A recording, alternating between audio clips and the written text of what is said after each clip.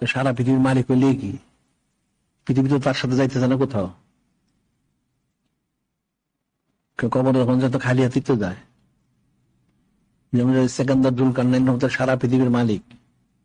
ওনার যখন ইন্তেকালের সময় হইলো, ওনার সভাসদদেরকে বললেন, আমি মারা গেলে আমাকে তো তোমরা দাফন করতে নিবা, তাইলে খাটিয়ে নেওয়ার সময় আমার হাত দুইটা বের করে দিয়ে দুই পাশে বেরোবে। তো সভাসদ বুঝতে আপনি বলেন কি?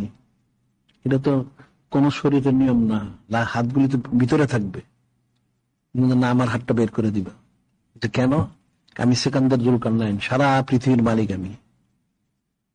মানুষ দেখুক আমি ইন্তেকালের সময় খালি হাতে যাচ্ছি, কিছু নিতে পারলাম না।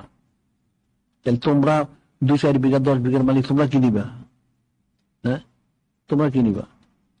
তো মানুষ তো এটাও বুঝলো না। দুনিয়ার মহাগ্রস্ত এগুলো। হ্যাঁ, হালাল কামাই করা দরকার, একটা দুনিয়া থাকতে কিছু কামাই রোজগার করতে হবে, খেতে হবে, পড়তে হবে, ঠিক আছে। এই জন্য শরীয়ত ওনার খেলাপ তো কাজ করা যাবে না। যতটুকু সম্ভব সে দিনের দিকে রুজু থেকে, অর্থাৎ নূরে মুজাসসাম হাবিবুল্লাহ হুজুর পাক থেকে রুজু হয়ে থেকে কাজটা করতে হবে। এর মধ্যে তার বরকত যতটুকু হয়। একটা লোক কোটি টাকা কামাই করে, তারও সংসার চলে, আবার যে 1000 টাকা কামাই তারও সংসার চলে।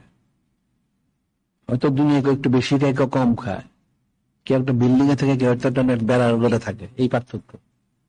কিন্তু মৃত্যুর পরে কিন্তু এই পার্থক্য থাকবে না।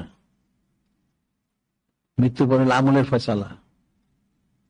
দেখা যায় বেড়ার ঘর লোকটা তো অনেক বড় বেহেশতে গেছে, আর ওই বিল্ডিং এর লোকটা গেছে দুজকের মধ্যে, নাউযুবিল্লাহ। কে ফয়সালা করবে? মানুষের তো আসলে দিনের দিকে, অর্থাৎ নূরে মুজাসসাম হাবিবুল্লাহ হুজুর পাক দিকে রুজু হয়ে উচিত। তার দিয়ে কেন রুজু হবে? তারপর দুনিয়া চলতে হলে, দুনিয়া তো একটু কষ্টের জায়গা, কিন্তু শান্তির জায়গা না। দুনিয়া তো শান্তির জায়গা না, দুনিয়া কষ্টের জায়গা। সুখ শান্তি হলো পরকালের জন্য।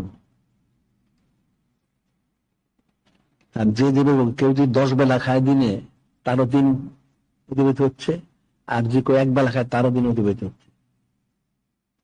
এখন আমলটা তার ফয়সালা, সেটাই বিষয়।